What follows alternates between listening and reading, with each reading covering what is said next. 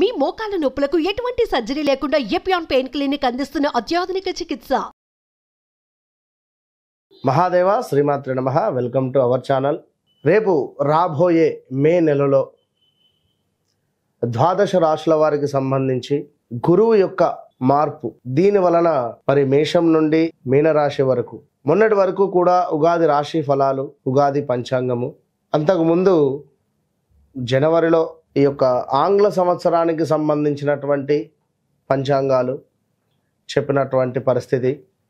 So ఇప్పుడు ఏమిటి అంటే విశేషంగా అందరూ ఎప్పుడా ఎదురు చూస్తూ ఉండేటువంటి ఈ యొక్క గురుగ్రహం మార్పు. ఉగాది రానే వచ్చింది, అయినప్పటికీ ఇట్టి ఉగాదిలో కొన్ని రాశుల వారికి బాగుందని చెప్పారు, కొన్ని రాశుల వారికి బాగాలేదు అని చెప్పారు.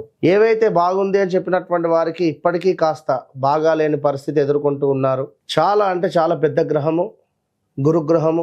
మనకు 2024 3వ నెల 4వ నెలలో మార్పు చెందినటువంటి గ్రహము.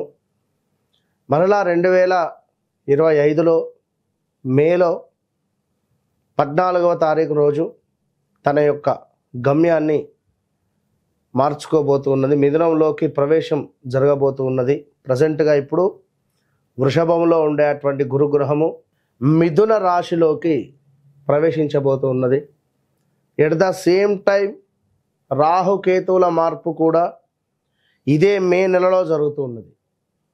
సో ఒక శనైశ్చరుడు మారడము, ఒక గురుగ్రహము మారడము ఎంత అవసరమో, ఎట్ ద సేమ్ టైం రాహువు కేతువు మార్పు వలన చాలా అంటే చాలా ఎక్సలెంట్ మార్పులు రాబోతున్నవి ఈ యొక్క ద్వాదశ రాశులలో. అందులో ముఖ్యంగా మేషరాశి, మీనరాశి, ఎట్ ద సేమ్ టైం సింహరాశి. ఎవరికైతే బాగా లేవు అని అనుకునేటువంటి రాశులు ఉన్నాయో వారికి ఈ రాహుకేతువులు చాలా అంటే చాలా అద్భుతమైనటువంటి రిజల్ట్ని ఇవ్వబోతున్నారు. దానికంటే ముందు మరి ఈ యొక్క గురుగ్రహం మార్పు వలన ద్వాదశ రాశుల వారికి ఏ విధంగా ఉండబోతుందని తెలుసుకుందాం. ముఖ్యంగా ఒక మాట, చివరి మాట, గోచారములో గ్రహస్థితి, గ్రహచారంలో గ్రహస్థితి వేరువేరుగా ఉంటుంది. సో మీరు జన్మించినటువంటి సమయానికి ఏర్పడేటువంటిదే గ్రహస్థితి. ప్రజెంట్గా మారేటువంటి గ్రహాలు గోచారం. సో మీకంటూ ఒక డేట్ ఆఫ్ బర్త్, పుట్టిన సమయము అనేటువంటిది ఉంటుంది. దీన్ని బేస్ చేసుకొని 100% చూసుకుంటే 99% అక్యురేట్గా ఉంటుంది. మరొక మాట, జన్మనామము వేరుంటుంది, వ్యవహారిక నామము వేరుంటుంది ఇక్కడ చాలామందికి. సో ఈ రెండిటికి సంబంధించినటువంటి విషయంలో కూడా కొన్నిసార్లు ఇబ్బందులు ఎదుర్కొనేటువంటి పరిస్థితి ఉంటుంది. కనుక అన్ని విషయాలను అర్థం చేసుకొని మీకు అద్భుతమైనటువంటి రెమెడియా, రిజల్టా, ఏం జరుగుతుంది, ఏం జరిగింది, జరగబోతోంది అనేటువంటి అన్ని విషయాలు చెప్పేటువంటి వారు ఒక ఆస్ట్రాలజర్, మంచి సబ్జెక్ట్ ఉండేటువంటి వారిని కన్సల్ట్ అయ్యేటువంటి పరిస్థితి చేయండి. Okay, all the best. So ప్రతిదీ కూడా సబ్జెక్టు పరంగా 100కు 100% అక్యురేట్గా చెప్పేటువంటి పరిస్థితి అమ్మవారి దయ వల్ల మనకున్నది. కనుక మీరు ఎవరైనా కూడా ఖచ్చితంగా ఛాలెంజ్గా చెప్తున్నా, మీ డేట్ ఆఫ్ బర్త్, పుట్టిన సమయం మాకు ఇచ్చినట్టయితే ఖచ్చితంగా కూడా మీ జీవితంలో జరిగింది, జరుగుతుంది అనేటువంటిది 100% జరగబోయేది కూడా మేమే చెప్పేటువంటి పరిస్థితి ఉంది. సో ఈ విషయాన్ని మీరు గమనించుకోండి ప్రేక్షకులు. కన్యారాశి, మరి కన్యారాశి వారికి సప్తమంలో శనైశ్చరుడు సంచారము మీనరాశిలో. మరి ఇప్పుడు మే నెలలో 14వ తారీఖు తర్వాత మిథునంలోకి ఈ యొక్క గురుగ్రహము ప్రవేశించబోతూ ఉన్నది. మరి దీని వలన కన్యారాశి వారికి జరగబోయే మంచి చెడు ఏమిటయ్యా అంటే, 10వ భావము మనకు వృత్తి. సో ఈ యొక్క వృత్తికి సంబంధించి ఎవరైతే మార్పులు చేర్పులు చెందాలి అని అనుకుంటున్నారో, మాకు అద్భుతమైనటువంటి జాబ్ రావాలి అని కోరుకుంటున్నారో, జాబ్లో ఉన్నతమైనటువంటి పదవిని కోరుకుంటున్నారో వారికి వచ్చే పరిస్థితి ఉంది. సో కార్య విఘ్నత, కొంతమేర అనుకున్న పనులకు ఆటంకాలు జరిగే పరిస్థితి ఉంది. అదేవిధంగా వ్యర్థ సంచారములు అంటే వృధా తిరగడము, దీంతో పాటుగా మనకు వృత్తి భగ్నము, అంటే పనిచేసే చోట మనకు చిరాకుగా అనిపించడము, పని మనకు నచ్చకపోవడము, పనిచేసేటువంటి చోట ఆ వ్యక్తులతో కొంత మనకు నెగిటివ్గా అనిపించడము. సో వారితో నాకు సంబంధం లేదు అనేటువంటి విధంగా, ఇక వారితో నేను ట్రావెల్ చేయను అనేటువంటి విధంగా ఖచ్చితంగా కూడా ఈ యొక్క కన్యా రాశి వారికి ముగింపు పలుకుతారు. సో పార్ట్నర్షిప్లో కూడా బిజినెస్ చేసేటువంటి వారు కూడా స్వస్తి పలుకుతారు ఇక ఈ యొక్క మే తర్వాత నుండి. అదేవిధంగా ఇంకాను చూసుకున్నట్టయితే కుటుంబ సౌఖ్యం అయితే కనబడుతుంది. కుటుంబంతో చక్కగా తీర్థయాత్రలకు వెళ్ళడం కావచ్చును, కుటుంబంలో చక్కటి ప్రేమ అనేటువంటిది ప్రేమగా ఉండేటువంటి పరిస్థితి. అదేవిధంగా ధనదాయము, కొంచెము రావాల్సినటువంటి ధనం రావడము, ఆదాయము కొంతమేర పెరిగే పరిస్థితి ఉంది. చక్కటి దాన ధర్మాలు నిర్వహించే పరిస్థితి ఉంది. అదేవిధంగా మనోనిబ్బరము కనబడుతుంది. గుండె ధైర్యము అధికంగా ఉంటారు. సంతృప్తికరంగా కూడా గోచరిస్తూ ఉంది.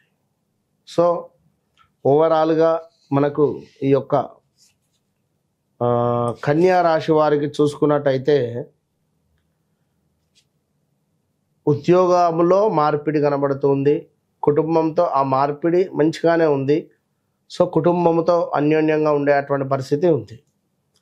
సో మరొక విషయం ఏమిటి అంటే వర్క్ ప్రెషర్, కొంతమేర మనకు వర్క్ ప్రెషర్ పెరిగేటువంటి పరిస్థితి ఉంది. ఇక్కడ కూడా మళ్ళీ ఉద్యోగంలో మార్పిడి సమాధానం వస్తుంది. అనూహ్యమైనటువంటి ఆపదలు గోచరిస్తూ ఉన్నాయి. మీ బాస్ నుండి మీకు కొన్ని చివాట్లు కనబడుతున్నాయి. కొంత అగ్ని బాధ కనబడుతుంది. అదేవిధంగా కొంతమేర మనకు కొన్ని వస్తువులు దొంగతనానికి గురి అయ్యేటువంటి పరిస్థితి గోచరిస్తుంది. సో ఇంకనూ చూసుకున్నట్టయితే మనకు బంధుమిత్రులతో మనస్పర్ధలు గోచరిస్తూ ఉన్నాయి.